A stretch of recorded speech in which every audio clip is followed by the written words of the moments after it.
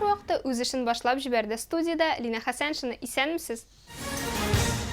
Бүген яңалыклар вакыты чыгарылышында безнең Ишегалды республика программасы нигезендә нинди ишегаллар төзекләндереләчәк? Бөтен дөнья сәламәтлек көне уңаеннан сәламәтлек яшәү рәвеше алып бару турында, шулай ук Луч телекомпаниясының яңа тапшырулары һәм башкалар турында карагыз. Татарстанда безнең Ишегалды масштаблы республика программасын тормышка ашыру дәвам итә. Быел Әлмәт районында 93 йорт яны территориясын төзекләндерәчәкләр. Нинди ишегалларына ремонт ясалачак һәм нинди эшләр башкарылачагын безнең төшерү төркеме белде. Нефть баш каласында йорт яны территорияләрен төзекләндерү буенча республика программасын тормышка ашыру дәвам итә. Исегезгә төшерәбез, ул президентыбыз Рөстәм Миңнеханов инициативасы буенча эшли башлаган 5 еллык программа. Быел бу программа кысаларында Татарстанда 1000-нән артык ишегалды төзекләндереләчәк. Шуларның 93-ы Әлмәт районында. Так же, как и по всей республике. Безнең Ишегалды проекты шәһәрдә инде 2нче ел гамәлгә ашырыла. 2021 елда 93 Ишегалдын ремонтлау планлаштырылган. Барлыгы 186 йорт. Бу программага быел Әлмәт шәһәрендәге һәм шулай ук район буенча Түбән Мактама, Кәләй станциясе, Югары Мактама, Минебай, Яңа Кәшер, Русакташы, Ямаш, Яңа Никольск авылларындагы йортлар һәм ишегаллары керделәр. На сегодняшний день мы занимаемся... Лимитлар бүлеп бирелгән. Хәзер безнең инерт материалларны комплектацияләү бара. Контрактлар төзибез. 2021 елда юл төзекләндерүгә 454 миллион сум, яктыртылыш өчен 52 миллион һәм архитектура эшләренә 52 миллион.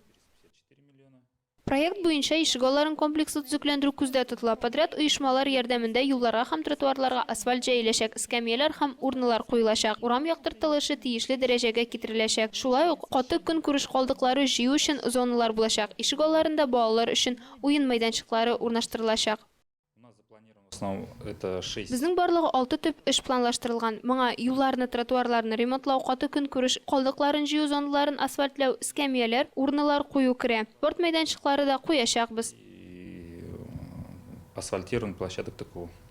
Төп эшләр бу ай ахырында ук башланачак. Ишегалларында 3 көн кала төзекләндерүнең төп схемасы булган объект паспорты барлыкка киләчәк. Быел программага эләккән ишегаллары исемлеген сез хәзер үз экраннарыгызда күргән сайтта табарга мөмкин. Мы делаем это все для жителей. Без моны шәһәр халкы өчен эшлибез. Шуңа күрә безнең хөрмәтне ихтирам итеп, ишегалларын яхшы хәлдә тотсыннар, сакласыннар дигән теләктә калабыз. Бу эшләр барысы да без йорттан чыкканда матур, рәхәт булсын өчен башкарыла. Бүген бөтен дөнья сәламәтлек көне билгеләп үтелә. Бәйрәм инде ярты гасырдан артык үткәрелә. Ел сайын яңа тема сайлана һәм шуңа чаралар багышлана. Барыннан да элек бу көн пропагандалау характерына ия, чөнки актив яшәү рәвеше, дөрес туклану, вакытында диагностика алу һәм дәвалану кирәклеге турында һәркем белергә тиеш. Алдагы сюжетыбыз шул хакта булыр.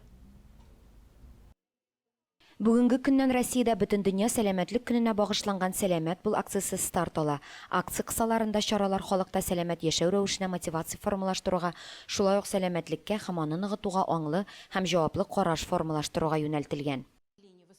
Сәламәт булыр өчен бары режимны сакларга, саф һавада күбрәк йөрергә, дөрес тукланырга кирәк. Тормышны яратыгыз, яхшы кәефтә булыгыз. Тормыш ул безгә бары бер генә бирелгән. Әгәр кешегә бала чагында ук сәламәт яшәү кыйммәтләрен, гадәтләрен һәм белемнәрен салсак, киләчәктә аның тормышы һәм гомумән җәмгыятебезне яхшырта алабыз. Сәламәт бу бөтен Россия акциясе ул сәламәтлек турында дөрес күзаллауны һәм сәламәт яшәү рәвеше күнекмәләрен формалаштыруга юнәлдерелгән. Мәктәп яшендә дөрес гадәтләрне үзләштерү алга таба тулы кыйммәтле, уңышлы шәхес формалаштыру өчен бик мөһим. Без хәзер Әлмәт шәһәренең балалар поликлиникасының сәламәтлек үзәгендә. Бүген монда 1нче сыйныфка укырга баручы балалар медицин тикшерүен үтә. Балаларны комплекслы аппарат ярдәмендә карыйбыз, ясы табанлылыкка тикшерәбез. Сәламәтлек ул кешенең табигать биргән кыйммәте, физик һәм әхлакый халәт, эшкә сәләтлелек һәм тормышыңа куану мөмкинлеге нәкъ менә аңа бәйле. Сәламәтлек үзәге тулайым алганда авыруларга профилактик үткәргә юнәлгән. Пациентларда табиб ниндидер авыру тапса, күрсәтмәләр биреп, тор профиле табибка җибәрә, яки кирәк тапса сәламәтлек үзәгенә юллама бирә. Сәламәтләндерү безнең табиблар телендә әйтсәк, бассейн дигән җирдә уза. Анда ингалятор, физиотерапия бүлмәсе, сабыйлар һәм зуррак балалар өчен бассейн, галокамера һәм массаж бүлмәләре бар. Безгә бик күп кешеләр 1 яшькә хәтле балаларын иртәләр. Шәһәрдәге 33-нче балалар бакчасы һәм 16-нчы мәктәптәге ортоптик класслар белән бергә эшлибез. Шулай әйткәндә бик яхшы нәтиҗәләр алып була. Безнең сәламәтлек бәхәссез, аны бернинди акчага да алып булмый. Бу бәйрәм көнендә шуны да искә төшерергә кирәк. Сәламәтлек ул авырулар булмау гына түгел, ә күңелебезнең торышы да. Шуңа күрә тән һәм рух арасында бердәмлеккә ирешүне, үз-үзең һәм башка кешеләр белән аңлашуны телибез. Исән сау булыгыз. Фирая Юнусова, Алсу Амирова, Светлана Антонова, Рафаэль Сафин, Яңалыклар вакыты, Әлмәт Луч телекомпаниясе. Язгы игелек атнасы алдыннан игелек бүләк ит мөмкинлекләре шикле балаларга ярдәм фонды төрле мастер-класслар оештырды. Шара электрон яшүсмерләр клубында узды. Тулырак мәгълүмат алдагы сюжетта. Диджейнг, китаплар укып, җырлап, музыка уен коралларында уйнап балалар электрон яшүсмерләр клубы стеналарында күңел ачтылар. Мөмкинлекләре шикле балалар шулай ук 21 һәм коррекцион мәктәп укучылары да килделәр. Барысы да уен коралларында уйнауда катнашачак. Шулай ук балалар туган телләр еллыгы уңаеннан шигырьләр һәм рәсемнәр әзерләделәр. Һәр бала күңеленә хуш килгән шөгыль таба. Кемдер гитарада уйнарга өйрәнергә тели, кемдер кымда рәсем иҗат итә, ә кемдер мастер-класста диджейнингның барлык нечкәлекләрен белә. На одной из локаций мастер-класс. Локацияларның берсендә диджейнинг буенча мастер-класс үткәрелә. Татнефть хәйрия фонды ярдәме белән без Татнефть грантлары конкурсында яшь диджей мәктәбе проекты белән бергә бу мастер-классны уздырабыз. Иҗади мастер-класслардан тыш балалар өчен экология буенча кечкенә генә дәрес үткәрелде.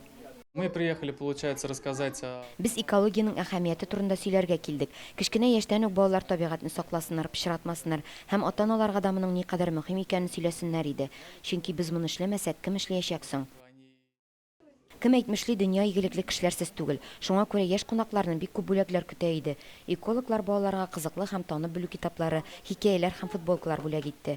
Рухият фонды шулай ук балалар бик ярата торган матур китаплар тапшырды.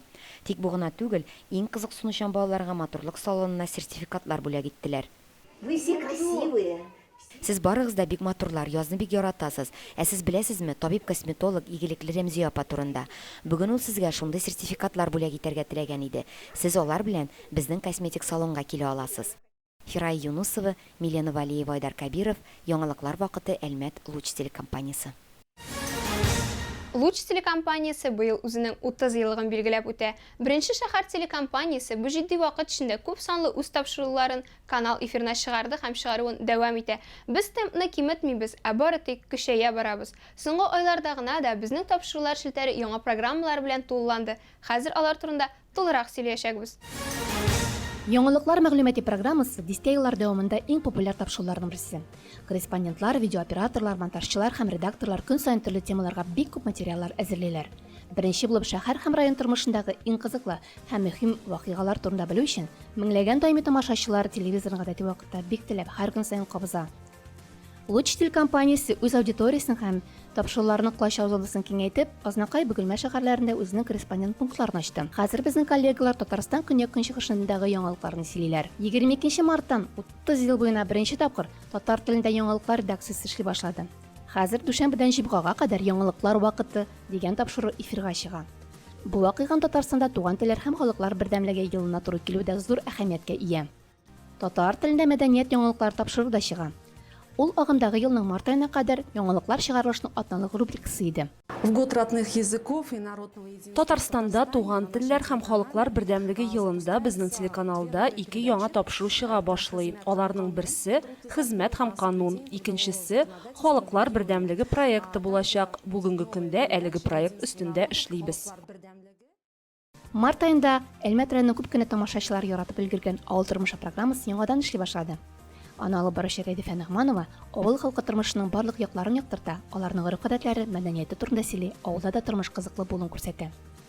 В планах, конечно, мы хотим... Безнең планнарда республиканың көньяк-көнчыгышына чыгу. Ширмешән, Азнакай, Лениногорск районнары белән сөйләшенгән. Татнефть компаниясының авыллар үсешенә керткән өлешен күрсәтәсе килә.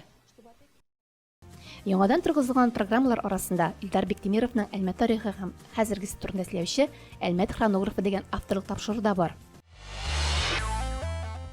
Сегодня Бүгенге эфирдә беренче тапкыр яңа сулыш алган Әлмәт хронографы тапшыруы һәм аның алып баручысы Илдар Биктимиров.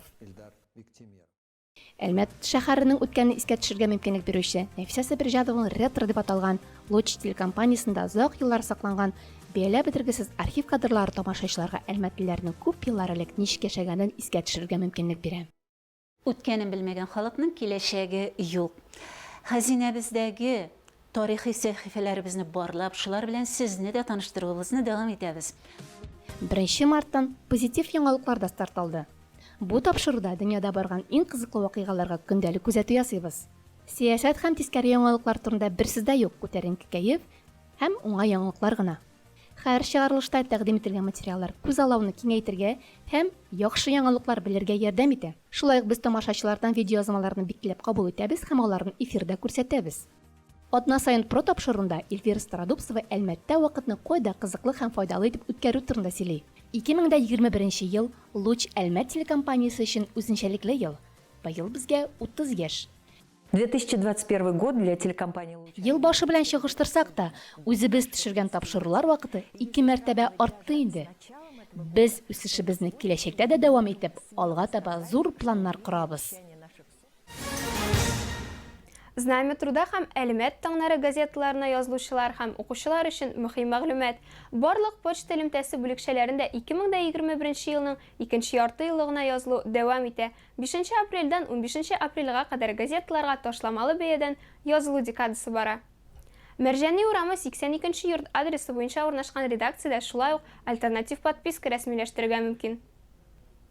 Тулырак мәгълүмат экранда күрсәтелгән телефоннар буенча. Бу сезгә җиткерәсе соңгы мәгълүматыбыз иде. Мин Лина Хәсәншина һәм монтажер Илдар Гыймаев сезнең белән сау булашабыз. Игътибарыгыз өчен рәхмәт.